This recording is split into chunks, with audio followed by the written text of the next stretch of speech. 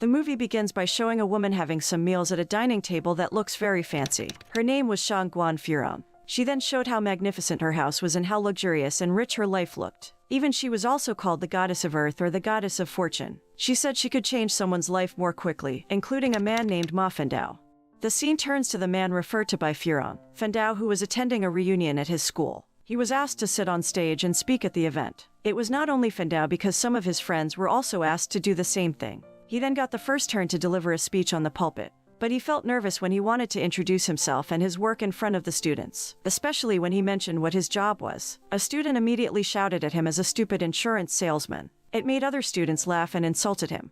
Fendao did look bad in living his life, including his job as an insurance salesman. He also often got terrible luck and looked very bad compared to his friends who had been successful. Not only that, but his friends also made fun of him because Mei, his ex-girlfriend, was an adult male massage oil advertisement actress. When he looked at his ex-girlfriend's ad that always showed up every hour, suddenly his phone rang, and it was Shan, his current girlfriend who was studying in Hong Kong. He had previously felt anxious when Shan was about to leave for Hong Kong. They both seemed to have poor relationships, especially when he could not undergo a long-distance relationship for 6 months, even though she did not want to part with him. But now the shocking news came that Shan told him she would soon marry her new boyfriend and never see Fendao again. He was shocked to hear that, but he pretended to be strong and happy to hear about her wedding while looking at his picture with her stored in his room desk drawer. Seeing that, his friend Li Fei asked about his condition, but Fendao argued that he was fine and had moved on. Even he tried to laugh until finally, he cried after Li Fei left his room. Fendao remembered the beautiful memories with Shan that made him even sadder. The scene then changes to show Fendao being scolded by his father, who was also his superior. Fendao was often compared to his brother and his mother, who were always successful in their work. Suddenly, Furong came to Fendao's insurance office, so he served her by giving her a cup of drink. He then explained the insurance offered by his company, but she said something else and left him confused. Furong said that she would help him in many ways. Shortly after, Li Fei came to deliver a large cardboard package to Fendao, which turned out to be an item that looked like a necklace worn by Furong.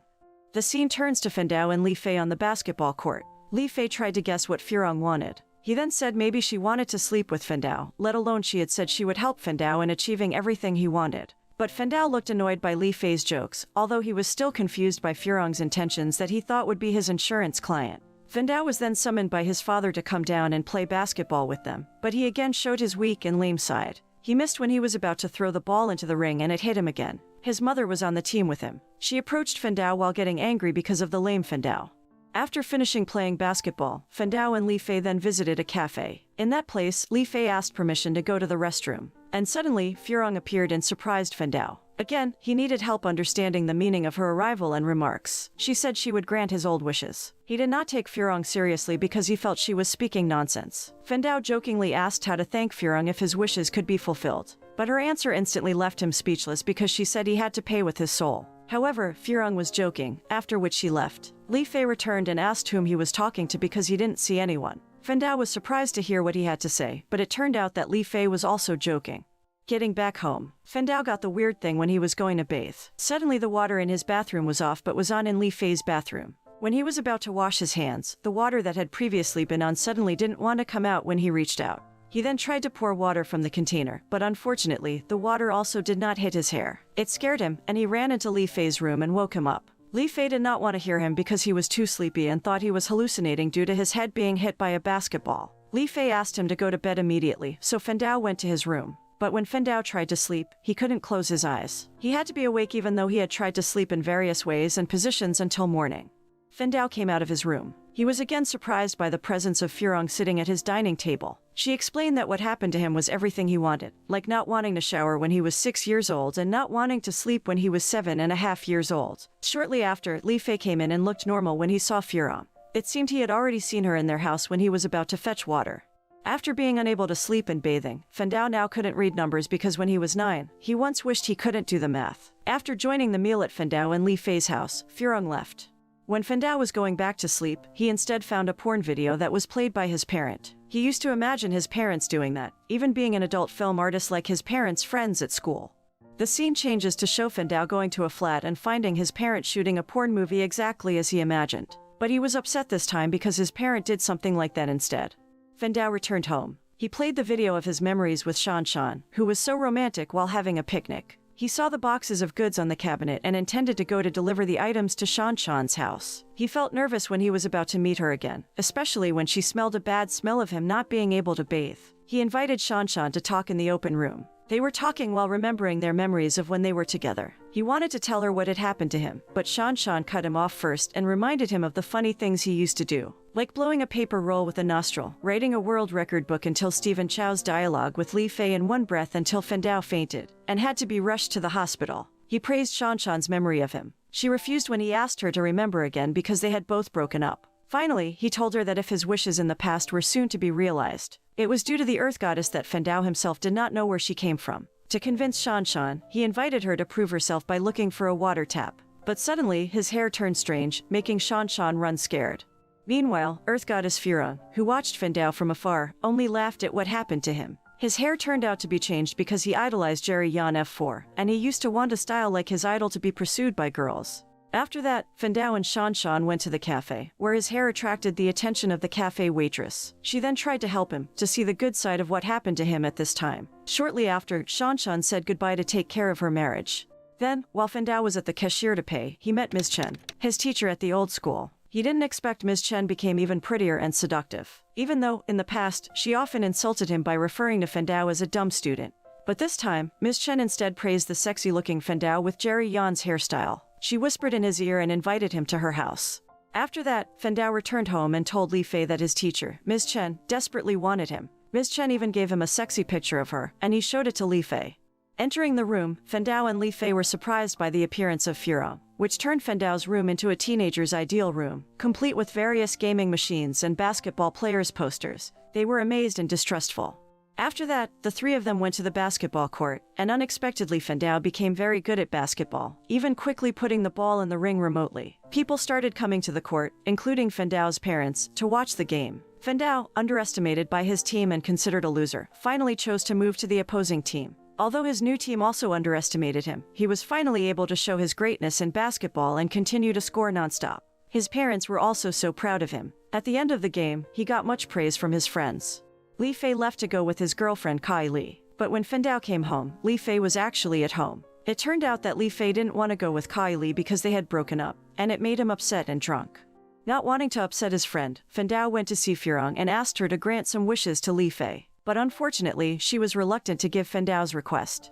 After that, Fendao went to Shanshan's party. He was again surprised by Furong, who gave him a wardrobe with the clothes he once wanted. After getting ready, he asked Li Fei to go, but Li Fei refused and chose to sleep. But when Fendao left, Li Fei went to see Furong, and he suddenly turned into a fantastic handsome man who looked like his idol, Daniel Wu. But it was only for a moment, and Li Fei turned back into a chubby, fat Li Fei. On the other hand, Fendao was amazed by the Lamborghini he had just owned. Then suddenly came a car that turned into a robot, Megatron. Fendao had dreamt of owning his own Transformers, and along the way, he seemed to be having fun chatting with the car. Shortly after, Fendao arrived at the club where Shanshan celebrated the wedding. His hairstyle had changed, and he suddenly had money in his pocket. Shortly there appeared beautiful and sexy women approached him. Then he entered the club with them. Those girls also asked for a vacation with a private jet on Fendao. He then asked them to wait because he was going to see Shanshan. When meeting with Shanshan, Fendao said he used to want to be the god of gambler, who was rich and idolized by many women. They had a little chat, and then Shanshan left.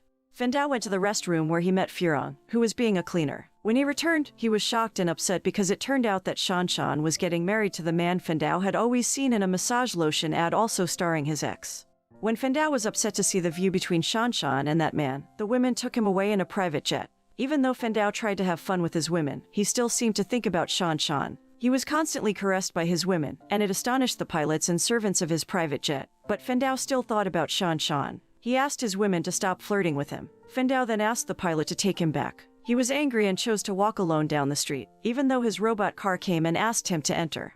When they reached home, Fendao saw the warmth of Li Fei and his girlfriend, and it turned out that they were dating again. Li Fei then advised the agitated Fendao it was better not to let his life destroy him. But suddenly, Shanshan came to Fendao's house and scolded him for suspecting Fendao had the desire to raise Shanshan's chest. Li Fei looked tempting to Shan Shan, who had a big chest without surgery, but it made her angry because her wedding dress was not enough anymore. Fen Dao then tried to calm her down. It turned out that Fen Dao purposely made the request so he could go back to the way he was. Hearing that, Shan Shan said that though she knew Fen Dao's bad habits, she didn't want to change them. Although they broke up, she often missed the annoying things about Fen Dao. Shan Shan then left because the next day, she was getting married. Not wanting to waste another chance, Fen Dao went after Shan Shan and said that if he loved her so much. She immediately shed a tear and turned around, and ran towards Fen Dao with annoyance before she left him. After that, Fen Dao, still angry, suddenly got a voice message from his client, who received many Fen Dao insurance offers. The next day, Fen Dao looked in a hurry to go to Shan Shan's wedding. He took Li Fei away in a Megatron. They almost had an accident on the way, but fortunately, Fen Dao's car was so sophisticated that they survived and reached Shan Shan's place. Li Fei then encouraged his best friend, who was going to see Shan Shan. When Fen Dao entered to meet Shan Shan's father, but he didn't know what had happened. Shan Shan's father tried to block and even push Fen Dao to fall on the grass. Fen Dao then tried to enter through the side door and met Shan Shan's mother, who also blocked him while kicking Fen Dao until he was exposed again. Fen Dao and Li Fei were puzzled as to what was happening, but suddenly Fen Dao's hand took out a sort of knife, and he climbed up the wall with the help of the knife that grew out of his hand. While it was high enough, Li Fei reminded him that his efforts would have been in vain because Fen Dao had previously said he would never see Shan Shan again. It turned out it was the 19th wish that was granted, or Fen Dao's last wish. Suddenly the police and ambulance came, followed by helicopters and tanks, which made Fen Dao upset, and he swore at Furong. After that, Fen Dao and Li Fei thought of a way to return to the initial request, to take the opportunity to meet Shan Shan. Li Fei gave the idea of returning the package that Fen Dao had once received because his request had started to come true since she sent the package to Fen Dao. Li Fei then wore his courier's uniform to return the package, but his office was closed. Even so, Li Fei needed more sense. He called his manager and asked him to stick the sticker on the package that had been returned to the sender. Despite doing that, nothing happened to Fen Dao. He finally tried to pray, and Furong immediately came out of the cardboard package. He asked for all his requests to be revoked, and she agreed. After that, Fen Dao and Li Fei rushed back to Shan Shan's wedding. But unfortunately, they got a ticket. But it didn't last long because Fen Dao reasoned with the police that Fen Dao did it for his love. Upon arriving at Shan Shan's wedding place, Fen Dao immediately entered the building. Still, suddenly Fen Dao stopped and thought, what if it turned out that Shan Shan was happier without him, and what if Shan Shan didn't want him anymore? Finally, Fen Dao arrived at Shan Shan's wedding place. He then apologized to Shan Shan that his arrival was not to cause trouble but to apologize for what happened before to make her misunderstand him. Li Fei then advised Fen Dao to speak his heart out, though it was ridiculous. Fen Dao finally expressed his true heart to Shan Shan. He said he felt happy with her because she had brought happiness to his life, so he wanted nothing more than her. Fen Dao's words moved Shan Shan to take off the wedding ring and return it to her future husband, Angus. The movie ends by showing Shan Shan and Fen Dao kissing at the wedding altar. Furong then showed up and said about the lessons we can learn from Fen Dao's story, that everyone has their own strengths.